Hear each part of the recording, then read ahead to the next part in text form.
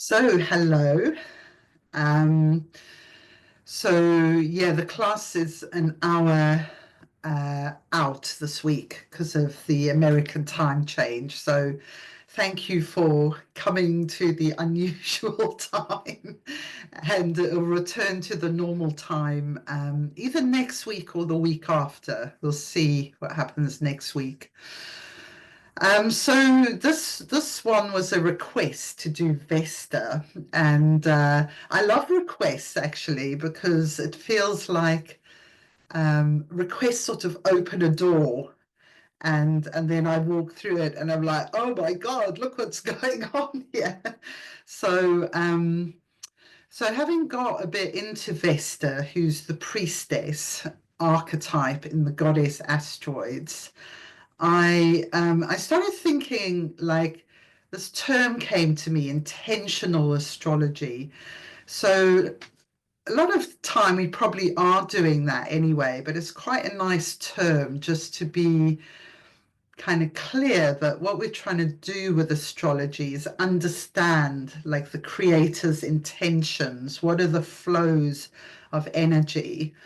And I think gene keys for me actually simplifies things because if we know which gene key or gene keys are being activated, we will probably see the shadow arising and go, ah, there it is.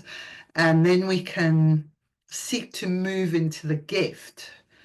So it's kind of quite a clear pathway in a way.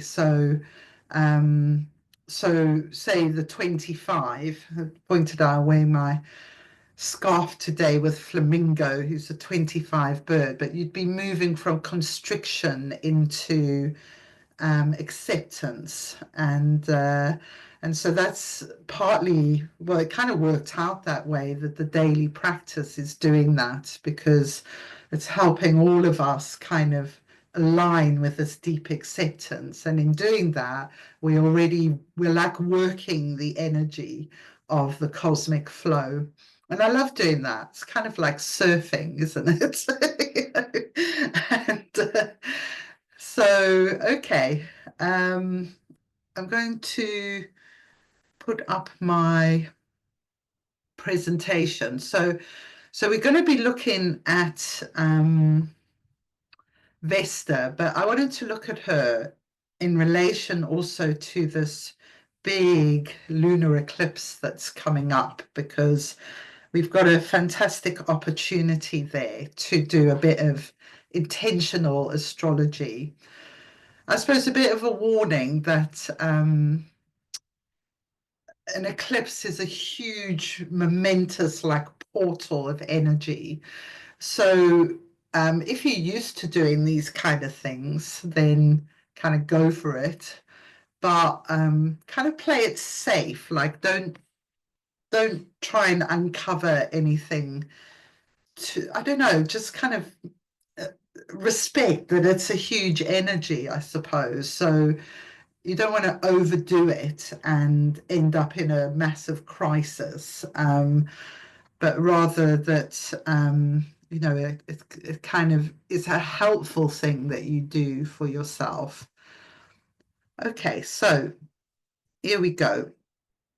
So I've put this new name there, Intentional Astrology with Vesta. And in the background, we're also going to be working with the moon cycles this year and Black Moon Lilith.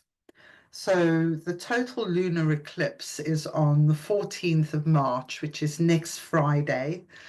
In the USA, it's a total lunar eclipse that you can see from North and South America.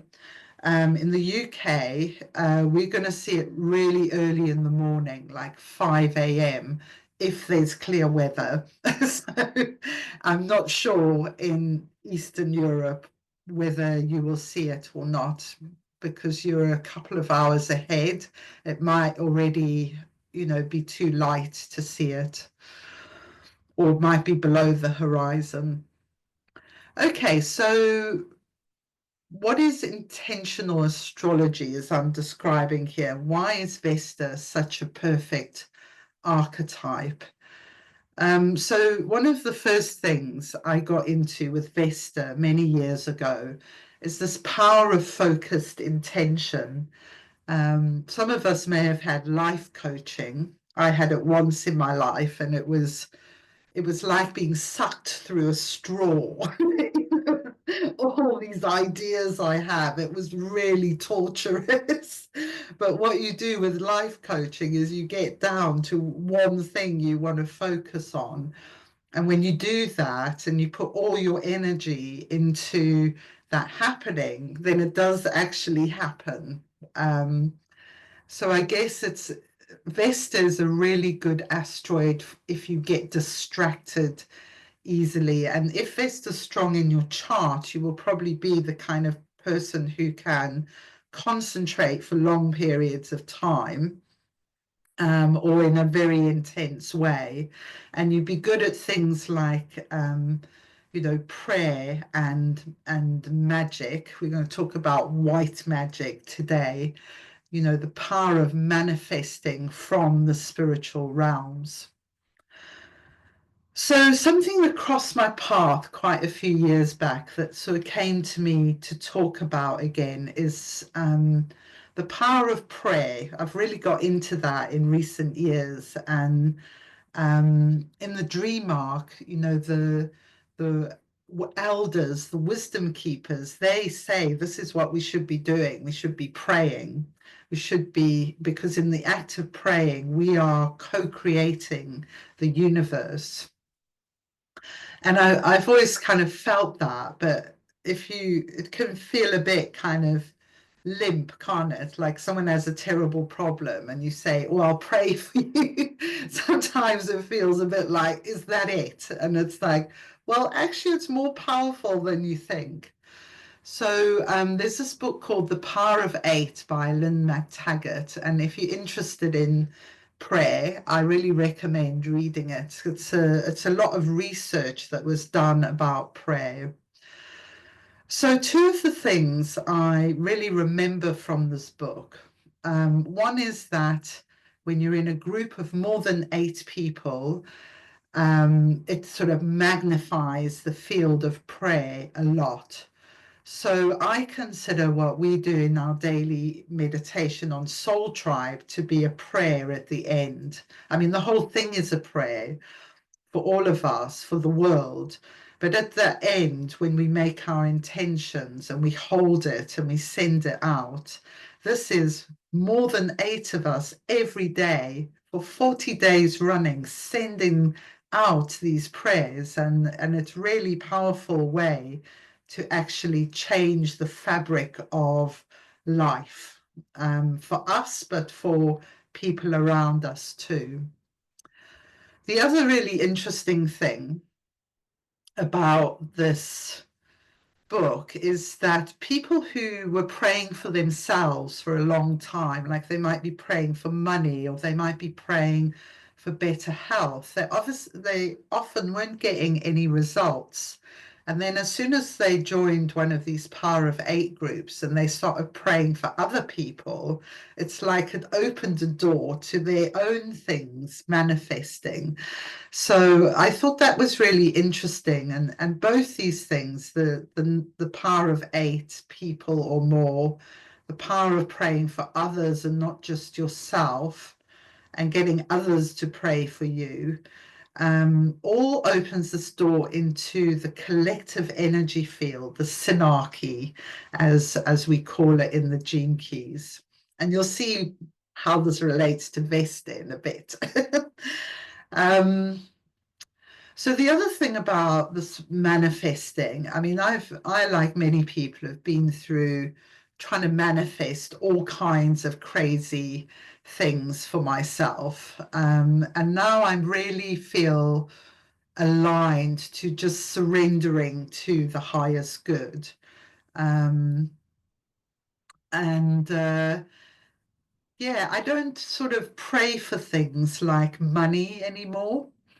But what I do is do the Gene Keys teaching, which is focus on your inner sense of prosperity. And that has really worked for me. I can't say I've got massively more money in the bank, but it's less bothering to me than it used to be. So, yeah, I think I'm one of those people who, I accept that I am in a kind of I've got an incredible amount of wealth in so many ways, but it's not money. And so that's been a big part of my purification as a priestess, actually, is what am I praying for? Who am I praying for? And so that's something to think about as well with this. Another thing with Vesta, I don't think I'd even come across this term, being in your own authority. You're talking like my late 20s. It was a totally new idea. And historically, it comes from, the way that the priestesses lost their power, 300 AD around then, with the emperor, I forget which one. But it's with the rise of Christianity that priestesses actually become completely outlawed, even though Jesus in his early ministry had a lot of women involved, Paul as well, actually. So this is a distortion. Um, but what happens is, women and all people really are said to, you have to go to a priest in a church to reach God. And Vesta is saying, no, you don't. Vesta is the goddess of the hearth. So she's saying, God is in the heart of your home, and God is in this direct relationship with the divine. Um, and this is apparently what was in a lot of the Mayan teachings, and that's why the Spanish priest burned them, because they really didn't like this idea. It was the end of their power, the idea that every human being can have a direct relationship with the divine. And nowadays, priests are not so much like that. Well, they might be in certain churches, but the priest is more seen in a kind of pastoral way, maybe.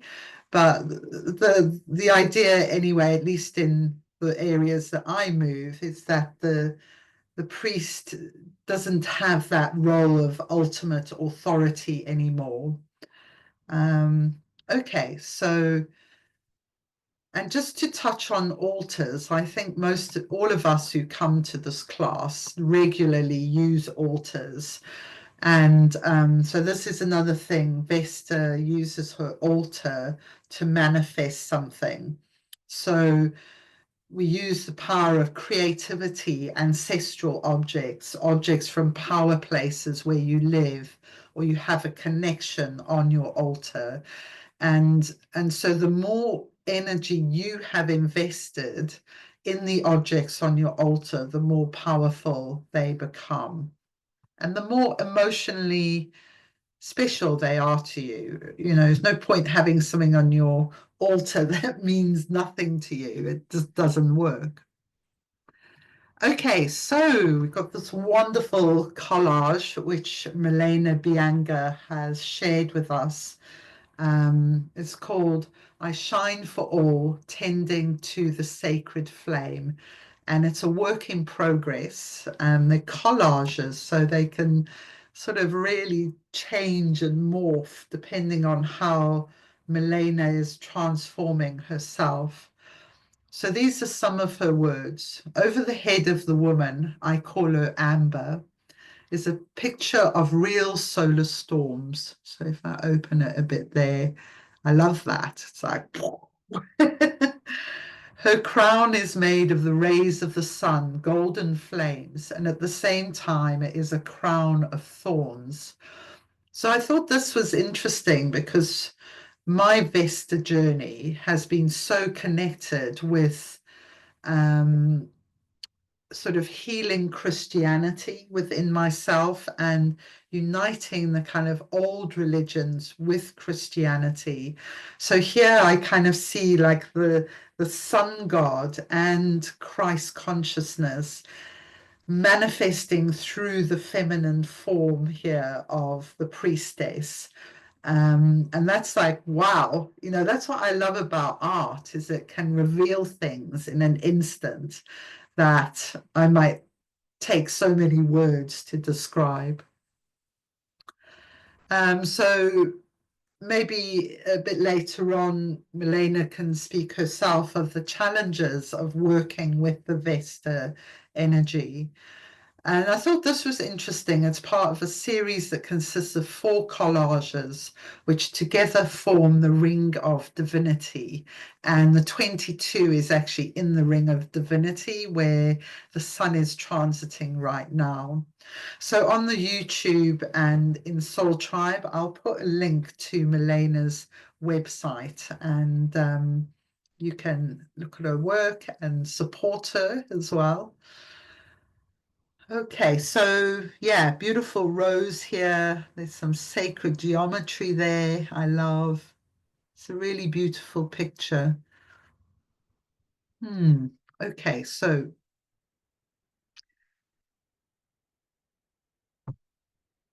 can I move on? So I've been going on for a couple of weeks about this artist who was around in the 1950s. This is how her name is spelt. Oh, no.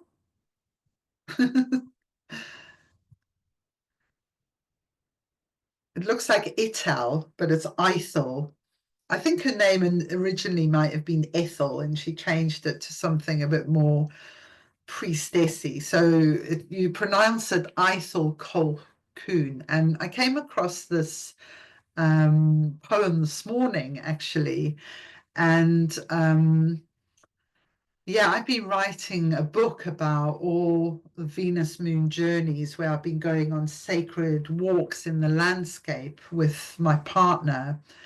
And she talks about how certain places might resonate with certain planetary energies. And then she writes about Venus. So I was like, oh, wow, I probably am living here in a place in Cornwall that has a special resonance with that. So this is one of her paintings. This is called it's a real place called the Song of the Sea Cave. It's a really magical, incredibly magical place. Very Venusian with the water and the moon, very resonant with moon energies. So this is like an invocation poem, and I wanted to use it because it shows us like how we can use poetry as invocation. So here we go. It's called Love Charm 2. I write with the unfading ink used for declaration, a record not to be falsified. I invoke parts of the body in their planetary connections, from the head dedicated to Mars to the feet in Jupiter, zenith to nadir. I assign them all to Venus's work until we possess another. Sigils of the grimoire you I recall, constructing the pantacle of protection. I make the gestures, speak the words. I call on left and right. I call on north and south. I call on night and day. I call on the 2 halves of the year. I conjure into Venus's pantacle there to stay until we possess one another. I summon from the collective dream symbols of the Magian world to do my will under Venus's sign. I summon salt and sulfur. I summon mercury and gold. I summon diamond and ruby. I summon lymph and blood. I summon serpent and lion. I summon white tincture and red. I summon tree-bearing moon and sun as fruit. I put you under Venus's reign until we possess another. The vessel is ready. Phoenix here, the alembic. Alchemy's firebird, light the furnace here.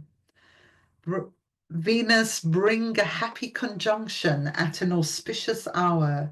Bring the word and the touch. Bring coalescence of colors. Bring coruscating sphere. Bring the night of gold. So I'll post that in the tribe because I think it's a really fantastic poem. And it touches on another thing about manifesting for love. It's called Love Charm 2. But what I really drawn to with Ithell is that she was really interested in the inner alchemy. She had an understanding that the inner alchemy is what comes first, and is the most important. And she was very much alone in her life. She was married for a few years, but she lived in this kind of shed in the forest all on her own. She had friends, but yeah, she was pretty brave and she lived in pretty rough conditions as well. Um, and and there is this aloneness with Vesta. And even if someone like myself has a partner, it's a bit different now because I feel like my Vesta work is with him. But previously, I've always felt, my Vesta work comes first, my soul work comes first. And Vesta often feels like that. Her soul journey is what really matters. Living in authority is what matters. She won't compromise herself for a relationship unless it's the right kind of relationship. And I feel like that now too. So, okay, so here's a couple of my own things. This is one of those left-hand drawings I did of Pythia, and here's the Pythia priestess. So this is kind of as me as the Pythia priestess working with the dream arc animal, the python, which is the 29th gene key. And I have that just over there. And I have my great aunt Kate here. It's the sister of my maternal grandmother, who was a white witch. And she used herbs. She was a Christian as well, actually. So she embodied these two things, and I have her there to have this connection of the lineage of priestess that runs through me both spiritually and ancestrally. So I really encourage you to create something like this as well. You might have traditions you feel connected to, like I feel really connected to ancient Greece and Sumeria and Libya. You might feel others, and then you have your biological lineage. You may have some quite magical people in your family that have been forgotten about, whose DNA you carry. So, and I've put this here because I'm just finishing off I'm creating a Kindle book of all our walking journeys, me and Adam. And I've called it an astro-archaeology journey through Cornwall. So visiting all these sites at the Venus moon gates. I like that word, astroarchaeology. I seem to be coming up with all sorts of new phrases at the moment. I'm sure that phrase someone uses, but it's new for me anyway. Okay, so let's have a look at the chart. So the lunar eclipse is coming up on Friday. The sun is at 23 degrees Pisces. And you can see there it's conjunct very closely 1 degree away from Saturn. And then it's also in this connection with North Node, which it always is in an eclipse. Neptune, Venus, and Mercury are there in Aries. And just to point out that Venus has now gone retrograde on the 2nd of March. You can see the little R there. And here on the other side is the moon and the south node, which are in Virgo. So this eclipse will take place, it's like right on the edge, it's gene key 36, which is why I've called it Dancing with the Shadow of Turbulence. So this will probably come up, the turbulence, and then we want to move towards embracing diplomacy, which is the gift, and inviting compassion, which is the siddhi. And I was really amazed to discover Vesta is in gene key 1 at the moment. That's the pure yang hexagram. Is very magical, powerful, creative dragon energy. So Vesta's really enhanced here. She's at 18 degrees of Scorpio. And I'll show you what's going to happen with Vesta, which is quite exciting. So the Venus star point is going to be, so the Venus is going to catch up with the sun. Oh, let me just go back because the thing I forgot to point out.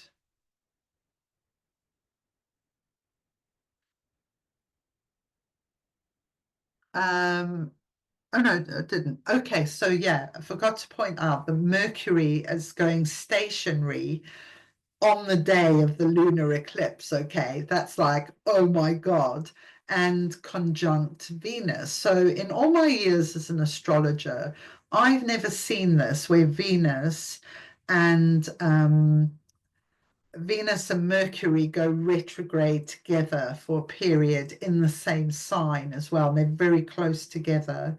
So I'm just going to show you a few clips and dates of what this looks like, because it's like, oh, wow, is this really happening? Okay, so here we have on the 22nd of March, the Venus star point. So here we have the Sun and Venus are now conjunct, but we still got all these planets here. They're still in the middle of Saturn, the North Node, Neptune, and there we've got Mercury on the other side, Chiron a bit further on. Okay, so that's going to be really powerful, that Venus star point in gene key 25, moving from constriction to acceptance to universal love. Yeah, okay. So jumping from this, so we've got the eclipse where Mercury goes retrograde. Venus is already retrograde. From here, we get the Venus star point, Sun-Venus conjunction. Then we have this whole period from March, so going from 22nd March all through to the 7th of April, where you have Venus and Mercury moving retrograde together. It's like, wow, like really close together. So this is going to be very relational communication in Aries. You know, Aries is the cardinal fire sign, so there might be angry outbursts. You know, we're already seeing things very heated in the world, and they seem to be, the ante seems to be going up and up and up, say between like America and Canada and America and Europe. So it's going to be interesting to see what happens in this time. But for us, we really need to be using this time to you know, to explore our communication, our relational energy with others. And so as Mercury turns retrograde, you can see it says S there, that means it's stationary. We also have this lovely grand trine here. So we actually have Vesta has now turned retrograde. and she's plugged into Ceres there in Pisces and Mars in Cancer. So this is a trine of water energy, which is really good for emotional intelligence. You know, it's a very positive aspect, the grand trine. So that's really good to tune into the water element when the turbulence and the constriction and all the shadow feelings that are likely to come up play out. So here's some key dates. You can screenshot this if you want.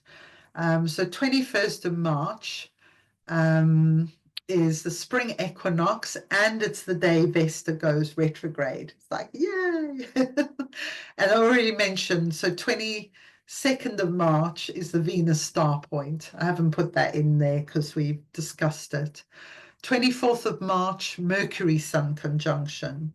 27th of March, Venus enters Pisces retrograde, going backwards. 28th of March, there's Venus conjunct Neptune, very romantic day, possibly, or creative day as well. The 30th of March, Mercury enters Pisces retrograde. 7th of April, Mercury stations to go direct. And then 14th of June, Vesta goes direct. So Vesta is going to be moving in a retrograde across Gene Key 1, which is this immense creative spark of the universe, and Gene Key 44, which is the synarchy. So yeah, it kind of felt like everything's pointing to the synarchy and this idea of like praying together, practicing together, being in groups where, you know, the group energy is actually what lifts everyone up together. Okay, so for the lunar eclipse, this is just some ideas. Vesta is all about using your intuition to choose a way to honor the lunar eclipse, whatever Gene Key 36 means to you. It'd be good to read it or listen to the audio as we approach that day. Notice feelings of turbulence and go deeper into the roots of the issue, because during an eclipse, we might get much deeper psychological insight into why we have certain things going on with us. So yeah, I've said about read the book. If you need to shift frequency, I find that works so easily. So create a ritual or place something on your altar to remind you of the healing of the eclipse as it unfolds. And you can look up where Vesta is in your chart on taraka.io. And if you let me know, those of you here can let me know in the chat. I'm going to write a list of them. So when we you know, in the months ahead, we'll be doing the moon, black moon, Lilith, Vesta. I'm going to be doing Jupiter next week.